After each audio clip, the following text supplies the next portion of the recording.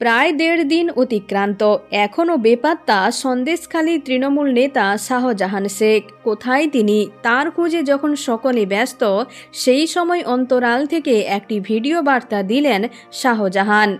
তৃণমূল নেতা বলেছেন, সন্দেশখালীর বাসিন্দা এবং তৃণমূলের সৈনিকদের কাছে আমার অনুরোধ, সিবিআই ও ইডি নিয়ে ভয় পাওয়ার কিছু নেই। আপনারা শুভবুদ্ধি সম্পন্ন মানুষ, সকলেই বুঝতে পারছে এটা রাজনৈতিক ষড়যন্ত্র।